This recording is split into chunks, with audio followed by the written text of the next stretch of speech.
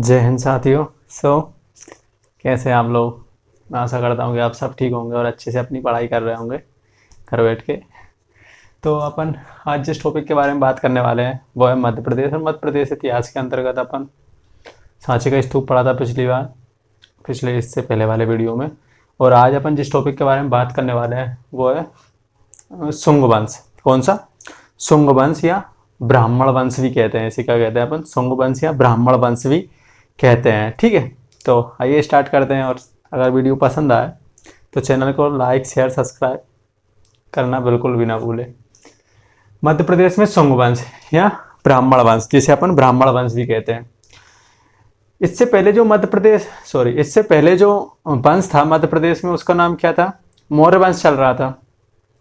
तो मौर्य वंश का जो अंतिम राजा था, मौर्य वंश का जो अंतिम राजा था वो कौन था? तो बृहदत्त था। कौन था? मौर्य सम्राट बृहदत्त था। यानी कि मौर्य वंश का अंतिम शासक कौन था? तो बृहदत्त था, जिसकी हत्या उसके सेनापति, यानी कि जो इसकी जो सेनापति था उसका नाम कौन था? उसका नाम क्या था? तो पुष्यमित्र शुंग था। ठीक है, मौर्य काल के अंतिम राजा बृहदत्त की हत्या उसी के सेनापति, जो कि उस समय उसका नाम क्या था? तो पुष्यमित्र शुंग ना, उस पुष्यमित्र शुंग था, उसी ने क्या कर दी? इसकी हत्या कर दी बृहदत्त की। और बृहदत्त की हत्या करने के बाद में मगध साम्राज्य पर नए वंश की स्थापना कर दी, जिसका नाम क्या होता है? शुंग वंश। क्या होता है? शुंग वंश या ब्राह्मण वंश। ये एक क्या था? एक ब्राह्मण था, पुष्यमित्र शुंग।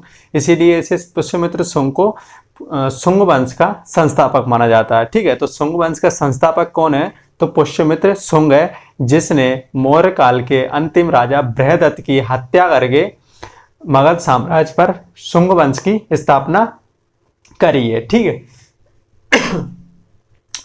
और ये जो इसने जो हत्या की थी, बृहदत्त की जो हत्या की है, उसका उल्लेख कहाँ मिलता है? तो उसका उल्लेख मिलता है बाणभट्ट द्वारा रचित हर्षचरित्र में। जो बाणभट्ट द्वारा एक रचना है ना, हर्षचरित्र, उसी में क्या मिलता है? इस घटना का उल्लेख मिलता है कि पुष्यमित्र शुंग ने बृहदत्त को मारा था। ठीक है, तो बाणभट्ट द्वारा रचित हर्षचरित्र में इसका उल्लेख मिलता है। ठीक है, कालिदास, महाकवि कालिदास जानते ही होंगे। महाकवि कालिदास ने शुंगों को वेम्बिक वंश का ब्राह्मण मानते हैं। क्या मानते हैं? वेम्बिक वंश का ब्राह्मण कहा है। ठीक है, तो कालिदास ने पुष्यमित्र शुंग या जो कि एक शुंग वंश जो कि एक ब्राह्मण वंश था, उसे किस ब्राह्मण की कैटेगरी में रखा है? तो वेम्बिक वंश। कौन सा? वेम्बिक वंश के ब्राह्मण मानते थे पुष्यमित्र शुंग को। कौन? कालिदास। ठीक है, तो कालिदास ने शुंगों को वेम्बिक वंश का ब्राह्मण माना है या मानते हैं। इसके बाद बात करते हैं, तो पुष्यमित्र शुंग जो था उसने 2 अश्वमेध यज्ञ भी करवाए थे। जो पुष्यमित्र शुंग था उसने क्या किया था? इसका कार्यकाल लगभग 36 वर्ष का है। ठीक है ना, लगभग कितना है? तो 36 वर्ष का। ये भी वर्णन इसी में मिलता है हर्षचरित्र में ही। ठीक है ना, तो हर्षचरित्र में बाणभट्ट द्वारा पुस्तक हर्षचरित्र में क्या मिलता है कि पुष्यमित्र शुंग का जो शासन काल था वो लगभग 36 वर्ष का था। और पुष्यमित्र शुंग ने अपने जीवन काल में 2 अश्वमेध यज्ञ भी करवाए थे। कितने यज्ञ करवाए? 2 अश्वमेध। वही अश्वमेध यज्ञ जो भगवान राम ने करवाया था और लव कुश ने उनका घोड़ा पकड़ लिया था, जिसमें घोड़े को छोड़ा जाता है। ठीक है ना, जहां जहां जाता है उसी में फिर वो मान लिया जाता है कि इसी राज्य का ये हिस्सा है। यानी कि जहां जहां घोड़ा गया वहां अगर वो राजा अधीनता स्वीकार करता है तो ठीक है, नहीं तो दोनों सेनाओं में भयानक युद्ध। ठीक है, तो हर्षचरित्र ने क्या करवाए थे? 2 अश्वमेध यज्ञ करवाए थे। और इन दोनों अश्वमेध यज्ञों को जिस पंडित द्वारा करवाया गया था उसका नाम था पतंजलि। क्या था? उनका नाम क्या था? पंडित। यानी कि जो पंडित तो करवा दें, पंडित तो करवाएगा ना, जो भी यज्ञ वगैरह करवाएगा तो किसके द्वारा करवाया गया था? तो पतंजलि के द्वारा इन दोनों अश्वमेध यज्ञों को करवाया गया था। ठीक है, इसके बाद इसका जो एक पुत्र है, इसका जो पुत्र होता है वो होता है अग्निमित्र शुंग। कौन होता है? पुष्यमित्र शुंग का पुत्र कौन होता है? अग्निमित्र शुंग होता है। ये पुष्यमित्र शुंग के जो वंशज हैं, यानी कि पुष्यमित्र शुंग जो शुंग वंश के जो वंशज हैं वो मूलतः कहाँ से थे? तो उज्जैन से थे। अपना मध्य प्रदेश का उज्जैन है ना, उज्जैन महाकाल की नगरी। तो शुंग वंश के जो वंशज थे वो मूलतः यहीं के थे, यानी कि उज्जैन के थे।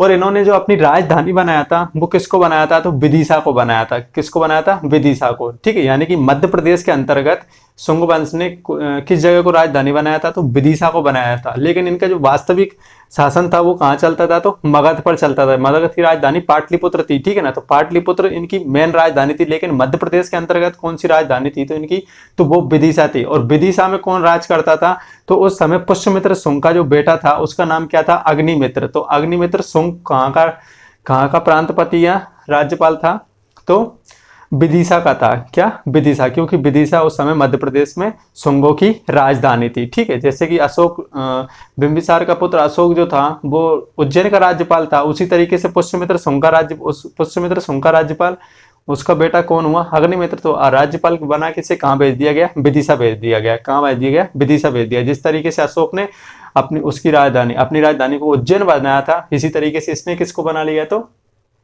विदिशा को अपनी राजधानी बना लिया, ठीक है। अग्निमित्र का वर्णन कहाँ मिलता है, तो अग्निमित्र कालिदास के नाटक, कालिदास ने एक नाटक लिखा है जिसका नाम क्या है, मालविका अग्निमित्रम। क्या, मालविका अग्निमित्रम का नायक बताया। क्या था, नायक था। मालविका अग्निमित्रम किसके द्वारा रचित रचना है, तो कालिदास द्वारा रचित है। और इसका जो नायक था वो कौन था, तो अग्निमित्र था। ये दोनों वास्तव में प्रेम कहानी है, एक तरह से लव स्टोरी, ठीक है ना। इसमें जो नायक था वो अग्निमित्र था और नायिका कौन थी, तो मालविका थी। नायक से समझ रहे हो ना, नायक नायिका, ठीक है ना, लवर बोल सकते हैं आज की भाषा में, ठीक है। प्रेमिका या प्रेमी, तो प्रेमी कौन था, मालविका का, तो अग्निमित्र था। और अग्निमित्र की प्रेमिका कौन थी, तो मालविका थी। कौन थी, मालविका थी, ठीक है। तो इन दोनों में जो नायक किसको बनाया, तो कालिदास ने नायक बनाया अग्निमित्र। और अग्निमित्र कौन है, तो अग्निमित्र वही है जो शुंग वंश का दूसरा उत्तराधिकारी होता है। कौन होता है, दूसरा उत्तराधिकारी होता है, यानी अर्थात पुष्यमित्र शुंग का बेटा, ठीक है, जो कहाँ राज किया करता था, विदिशा में। और ये भी विदिशा की थी, ठीक है। जो मालविका अग्निमित्रम थी ना, ये भी विदिशा की थी। यही में दोनों में हो गया प्रेम। कालिदास को चला गया पता, उन्हें मिल नहीं रहा था कुछ भी लिखने को, उन्होंने कहा चला इनके ऊपर ही नाटक बनाते हैं, बना दिया। नायक किसको बना दिया, अग्निमित्र को, और नायिका बना दी मालविका को। अब राजा का बेटा था तो स्वाभाविक है बनाना तो पड़ेगा नायिका। तो अग्निमित्रम, मालविका अग्निमित्रम में किसका वर्णन मिलता है, तो अग्निमित्र शुंग का ही वर्णन मिलता है, ठीक है। सतना जिले के उचेरा में स्थित, सतना जिले में एक जगह है जिसका नाम क्या है, उचेरा। वहां पर कौन सा स्तूप है, तो बरहूत स्तूप है। कौन सा है, बरहूत स्तूप है। बरहूत स्तूप का निर्माण बरहूत स्तूप का पुनर्निर्माण या विकास किसने करवाया था, तो पुष्यमित्र शुंग ने करवाया था। किसने करवाया था, पुष्यमित्र शुंग ने करवाया था। और जो अपने जो मध्य प्रदेश में सांची का स्तूप है, मैंने कल बताया था कि सांची के, इससे पहले वाली वीडियो में, कि सांची के स्तूप की जो बाहर की जो रेलिंग लगाई गई है वो अग्निमित्र शुंग द्वारा लगाई गई है। लेकिन कई किताबों में आपको पुष्यमित्र शुंग भी मिलेगा। उसी वेदिका का, जो वेदिका अर्थात रेलिंग का जो निर्माण किया था, पुष्यमित्र शुंग या अग्निमित्र दोनों में से करवाया, ठीक है ना। तो उसमें मैंने अग्निमित्र लिखा है, यानी अग्निमित्र पढ़ा है मैंने, तो आप अग्निमित्र पढ़िए। लेकिन यदि अग्निमित्र का नाम नहीं आता है और पुष्यमित्र शुंग का आता है तो आप पुष्यमित्र शुंग भी चूज करेंगे, क्योंकि कई किताबों में उसे पुष्यमित्र शुंग भी दिया हुआ है और कई किताबों में उसे अग्निमित्र शुंग भी दिया है, ठीक है ना। तो कंफ्यूज मत होइएगा। तो बरहूत स्तूप का पुनर्निर्माण किसने करवाया था, तो पुष्यमित्र शुंग ने करवाया था। हालांकि इसका रिकॉर्ड इतना अच्छा था नहीं बौद्ध धर्म को लेके, कि ये बौद्ध धर्म का ज्यादा प्रचार प्रसारक नहीं था, क्योंकि ये हिंदू धर्म से ही था, तो ये सनातन धर्म को ही मानता था, तो इसलिए इसका ज्यादा प्रचार वगैरह नहीं करवाया। बस इसने ये दो चीजें ही करवाई हैं, जिसे दो मान के चल लीजिए, जैसे कि सांची का स्तूप या तो अग्निमित्र ले लिया, पुष्यमित्र शुंग ले लीजिए, और ये बरहूत स्तूप का, ठीक है। तो एक क्वेश्चन आपका बन गया कि बरहूत स्तूप किस जगह पे स्थित है, तो बरहूत स्तूप उचेरा, मध्य प्रदेश के सतना जिले के उचेरा में स्थित है, ठीक है। एक क्वेश्चन बन गया। बरहूत स्तूप का जो संबंध है वो किससे, तो मौर्य वंश से। बरहूत स्तूप का संबंध मौर्यकालीन बौद्ध धर्म से है। कौन सा है, बौद्ध धर्म से। इसका निर्माण कब हुआ था, तो मौर्य काल में हुआ था। लेकिन इसका पुनर्निर्माण किसने करवाया है, तो पुष्यमित्र शुंग ने करवाया, ठीक है ना। क्वेश्चन कैसे भी आ सकता है कि बरहूत स्तूप का पुनर्निर्माण किसने करवाया था, तो पुष्यमित्र शुंग ने करवाया था। ये किस धर्म से संबंधित है, तो ये बौद्ध धर्म से संबंधित है। किससे, बौद्ध धर्म से। इसका निर्माण कब हुआ था, तो मौर्य काल में ही हुआ था, ठीक है। इसके बाद आते हैं शुंग वंश के 8वें शासक कौन थे, शुंग वंश के जो 8वें शासक हुए। इसके बाद जैसे कि अग्निमित्र हुआ, अग्निमित्र का जो बेटा था वो सुजेष्ठ हुआ, काफी सारे जो आते रहे बाद में, कोई इतना महान नहीं हुआ। लेकिन तो शुंग वंश के जो 8वें शासक थे उनका नाम क्या था, काशीपुत्र भागभद्र। क्या था, काशीपुत्र भागभद्र था, जो कि शुंग वंश के कौन से नंबर के राजा थे, तो 8वें नंबर के राजा थे। ठीक है, तो शुंग वंश के 8वें शासक काशीपुत्र भागभद्र के शासन के कौन से शासन के काल में के 14वें वर्ष, यानी कि इनके शासन काल का जब 14वां वर्ष चल रहा था, ठीक है, इनको राजा बने हुए 14 वर्ष हो चुके थे, उस वर्ष ग्रीक राजा, उस वर्ष क्या हुआ, ग्रीक राजा एंटियालकिड्स, कौन थे, एंटियालकिड्स, ग्रीक राजा एंटियालकिड्स का राजदूत विदिशा आया। कौन आया, इनका जो भागभद्र के शासन काल के समय एंटियालकिड्स का क्या हुआ, ग्रीक राजा था, जो एंटियालकिड्स क्या था, एक ग्रीक राजा था, उसका राजदूत कौन, हेलियोडोरस, कौन आया, हेलियोडोरस विदिशा आया था।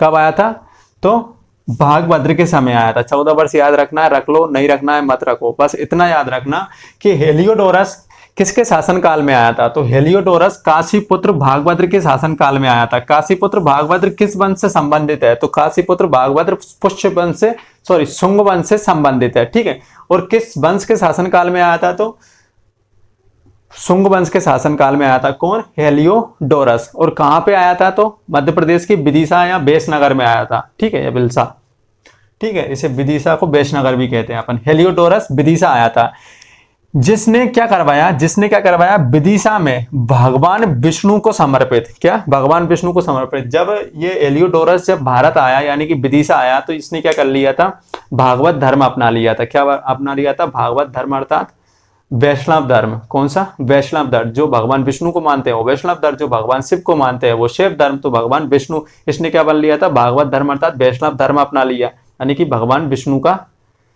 पुजारी बन गया एक तरह से। ठीक है ना, भक्त बन गया।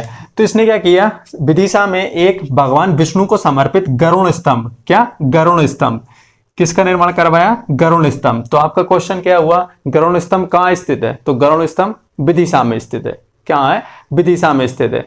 गरुड़ स्तंभ का निर्माण किसने करवाया, तो हेलियोडोरस ने करवाया। किसने करवाया, हेलियोडोरस ने। ठीक है ना, क्वेश्चन ऐसे ही बनते हैं, गरुड़ स्तंभ कहाँ है, तो विदिशा में स्थित है, इसका निर्माण किसने करवाया, तो हेलियोडोरस ने करवाया। हेलियोडोरस भारत कब आया था, तो काशीपुत्र भागभद्र के समय आया था। और जब ये हेलियोडोरस भारत किसके शासन काल में आया था, तो काशीपुत्र भागभद्र के समय आया था। लेकिन किस वंश के समय आया था, तो शुंग वंश के समय भारत आया था। कौन से वंश के समय आया था, शुंग वंश के समय भारत आया था। और कहाँ पे आया था, तो विदिशा में आया था। कहाँ आया था, विदिशा में आया था। और विदिशा में क्या करवाया, भगवान विष्णु को समर्पित एक गरुड़ स्तंभ का निर्माण करवाया। और गरुड़ स्तंभ से आप समझ ही सकते हैं भगवान विष्णु को समर्पित हुआ, क्योंकि भगवान विष्णु का जो वाहन है वो क्या है, तो गरुड़ है। क्या है, गरुड़ का निर्माण करवाया। ठीक है, हेलियोडोरस ने विदिशा में, जिसे वर्तमान में, जैसे इस हेलियोडोरस ने जो गरुड़ स्तंभ का निर्माण करवाया, जिसे वर्तमान में विदिशा में क्या नाम दिया जाता है, तो खाम बाबा। क्या कहा जाता है, खाम बाबा। क्या कहा जाता है, खाम बाबा कहा जाता है, या खम्ब बाबा। ठीक है ना, खाम बाबा या खम्ब बाबा कहा जाता है। ठीक है, यही गरुड़ स्तंभ को। इसे हेलियोडोरस स्तंभ भी कहा जाता है। हेलियोडोरस स्तंभ क्यों कहा जाता है, क्योंकि हेलियोडोरस ने इसका क्या करवाया था, निर्माण करवाया था, इसीलिए इसे हेलियोडोरस स्तंभ भी कहा जाता है। ठीक है, हेलियोडोरस स्तंभ कहाँ है, तो विदिशा में। ठीक है, बस रटते रहिए, एक दो बार जैसे ही करेंगे अपने आप याद रह जाता है। तो हेलियोडोरस स्तंभ कहाँ है, तो विदिशा में। इसे हेलियोडोरस स्तंभ भी कहा जाता है। इसकी जो लिपि है वो कौन सी है, तो ब्राह्मी लिपि है। कौन सी लिपि है, ब्राह्मी लिपि। लिपि क्या होती है, जैसे कि अपन लिखते हैं, जैसे कि ये कुछ भी मैंने लिखा, जैसे कि जाता है, ये किस नागरी में लिखा है, तो देवनागरी लिपि में लिखा है। देवनागरी लिपि की खासियत क्या होती है, लिख दिया और ऊपर से इसका सिर बांध दिया। क्या कर दिया, इसका सिर बांध दिया, इसे क्या कहते हैं, देवनागरी लिपि कहते हैं। देवनागरी की लिखावट जो होती है बाएं से दाएं की तरफ जाती है। ठीक है, यानी कि इस साइड से इस साइड की तरफ जाती है। इसे क्या कहते हैं अपन, लिपियां चिन्ह को पहचानना। ठीक है, तो ये कौन सी है, देवनागरी लिपि है। इसी तरीके से इसमें ये जो गरुड़ स्तंभ लिखा है, इस पे जो भी चित्र जो भी लिखे गए हैं वो कौन सी लिपि में लिखे गए हैं, तो ब्राह्मी लिपि में लिखे गए हैं। कौन सी, ब्राह्मी लिपि में लिखे गए हैं। ठीक है, इसके बाद आते हैं कि ये ब्राह्मी लिपि में इस पे कितने शब्द, कुछ 3 शब्द इस पे इंपोर्टेंट है जो इसने लिखे थे, उनका निर्माण, उन शब्दों का नाम क्या है, तो एक का नाम है दंग। क्या है, दंग। इसमें इसने क्या लिखे, प्रमुख 3 शब्द अंकित किए हैं, जिसका नाम क्या है, दंग। दंग का मतलब होता है आत्मनिग्रह। क्या होता है, आत्मनिग्रह। दूसरा होता है छाया। छाया का अर्थ होता है हिंदी में त्याग। और तीसरा कौन सा होता है, अप्रमाद। अप्रमाद का मतलब होता है सतर्कता। ठीक है ना। ये तीनों शब्द किस पे स्थित हैं, तो गरुड़ स्तंभ पर अंकित किए गए हैं। ठीक है, कौन कौन से? दंग यानी कि आत्मनिग्रह, छाया यानी कि त्याग, और अप्रमाद यानी कि सतर्कता। इसके बाद आते हैं तो गरुड़ स्तंभ से विदिशा में, क्या? गरुड़ स्तंभ जिसका निर्माण हेलियोडोरस ने करवाया था, उस गरुड़ स्तंभ से वासुदेव मंदिर के अवशेष एवं उसके होने के प्रमाण भी प्राप्त होते हैं। विदिशा में गरुड़ स्तंभ से वासुदेव मंदिर, यानी कि इससे यह साक्ष्य भी प्राप्त होता है कि यहाँ कभी प्राचीन काल में, यानी कि इस समय क्या था, एक वासुदेव मंदिर था जिसके यहाँ से अवशेष मिले। अवशेष यानी कि कुछ बचा कुचा भाग, जिसे अपन कहते हैं ना अवशेष, उसे कहते हैं अपन अवशेष, बचा कुचा भाग। तो अवशेष प्राप्त हुए तथा इससे ये भी प्रमाण मिलते हैं कि यहाँ पहले क्या था, तो एक वासुदेव मंदिर भी हुआ करता था। वासुदेव मंदिर अर्थात अपन समझ रहे हैं कि भगवान कृष्ण का या भगवान विष्णु का। ठीक है, कृष्ण को भगवान विष्णु भी कहते हैं। इसके बाद आते हैं शुंग वंश का अंतिम शासक देवहूति था। कौन था? शुंग वंश का अंतिम शासक कौन था? देवहूति था। और देवहूति की हत्या किसने की थी? तो वासुदेव ने की थी। ठीक है ना। तो वासुदेव कहाँ पे? वासुदेव मंदिर के साक्ष्य भी किससे मिलते हैं? तो गरुड़ स्तंभ से मिलते हैं। और शुंग वंश के अंतिम शासक की हत्या भी किसने की थी? वासुदेव ने की थी, जो भी एक ब्राह्मण मंत्री था। क्या था? एक ब्राह्मण मंत्री था। और देवहूति की हत्या करके वहां पर मगध में कण्व वंश की स्थापना की। कौन सा? कण्व वंश। किस वंश की स्थापना की थी? तो कण्व वंश की स्थापना की थी। ठीक है, इसने देवहूति को मार दिया और कण्व वंश की स्थापना की। किसने मारा था? तो वासुदेव ने ही मारा था। किसने? वासुदेव ने। शुंग वंश के काल को, जो शुंग वंश का काल है, उसे किस नाम से जाना जाता है? तो उसे आंध्र युग कहा जाता है। क्या कहा जाता है? आंध्र युग। ठीक है ना। ये क्वेश्चन आने लायक है कि आंध्र युग किस वंश के शासन काल को कहा जाता है? मौर्य वंश, गुप्त वंश, शुंग वंश, और एक दो आप ले लीजिए, सातवाहन वंश।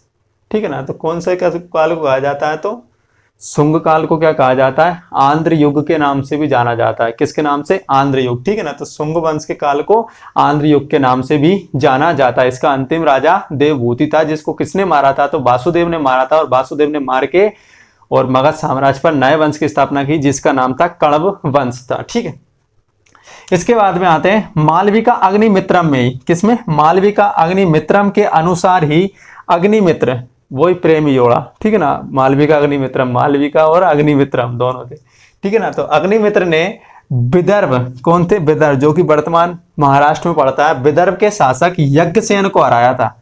विदर्भ का उस समय शासक कौन था? तो यज्ञसेन था। और इस यज्ञसेन को किसने हराया था? तो मालविका के प्रेमी ने हराया था, जिसका नाम था अग्निमित्र। उस तरीके से आप ज्यादा याद करेंगे, मुझे पता है। इसलिए तो मालविका के प्रेमी अग्निमित्र ने हराया था।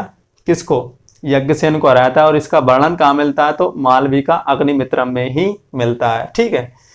शुंग काल में संस्कृत भाषा का पुनरुत्थान हुआ।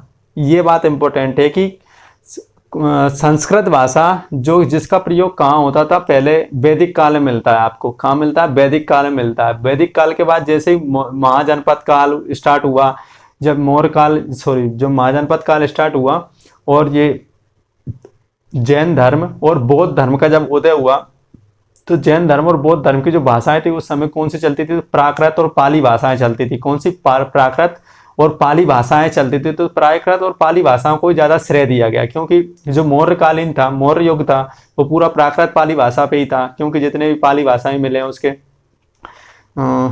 अशोक के स्तंभ, जो अभिलेख थे वो। तो उसके बाद क्या हुआ था? संस्कृत एक विलुप्त सी हो गई थी। क्या हो गई थी? विलुप्त सी हो गई थी। इसके बाद में जो पुनरुत्थान मिलता है, यानी कि दोबारा, पुनरुत्थान का मतलब दोबारा आना। ठीक है ना। तो पुनरुत्थान कहाँ से मिलता है? तो शुंग काल से ही मिलता है। कहाँ से मिलता है? शुंग काल से संस्कृत भाषा का पुनरुत्थान हुआ। इसके जो उत्थान में जो महत्वपूर्ण भूमिका निभाई थी, वो किसने निभाई थी? तो पतंजलि, वही रामदेव बाबा। ठीक है ना। तो पतंजलि, महर्षि पतंजलि का विशेष योगदान था संस्कृत के पुनरुत्थान में। किसका योगदान था? तो महर्षि पतंजलि का उत्थान था। और महर्षि पतंजलि ने ही पुष्यमित्र शुंग के 2 अश्वमेध यज्ञ करवाए थे। याद रखना, कितने यज्ञ करवाए थे? 2 अश्वमेध यज्ञ करवाए थे। और इनका जो योगदान था वो संस्कृत के पुनरुत्थान में भी महत्वपूर्ण भूमिका थी। और पुनरुत्थान की शुरुआत कब से हो जाती है? तो शुंग काल से हो जाती है। ठीक है। तो ये था शुंग काल, मध्य प्रदेश में शुंग काल। इतना पढ़ लीजिए, गारंटी है शुंग काल से आपके क्वेश्चन कभी गलत नहीं होंगे मध्य प्रदेश से। ये तो बेसिकली इंडियन हिस्ट्री में भी इतना ही आता है, इससे ज़्यादा कुछ नहीं आता है। इसमें थोड़ा सा ये पुष्यमित्र शुंगी है मेन रूप से। इसमें जो सबसे बड़ा जो प्रमुख शासक था वो पुष्यमित्र शुंगी था। अग्निमित्र तो प्रेम में पड़ गया, उसने ध्यान ही नहीं दिया राजपाट पे। ध्यान दे लेता तो थोड़ा और बढ़ जाता। उसके बाद आए वे तो कैसे ही नहीं, सारे के सारे निकम्मे निकले। तो मध्य प्रदेश में शुंग वंश का यानी कि ब्राह्मण वंश की खत्म। ठीक है, इसके बाद नेक्स्ट टॉपिक उठाएंगे सातवाहन वंश। तो वीडियो कैसा लगा कमेंट करके ज़रूर बताएं, और चैनल को लाइक करें, वीडियो को लाइक करें, सब्सक्राइब करें चैनल को, और शेयर ज़रूर करें अपने दोस्तों के साथ में। और वीडियो पसंद आया तो कमेंट ज़रूर करें। धन्यवाद। जय हिंद।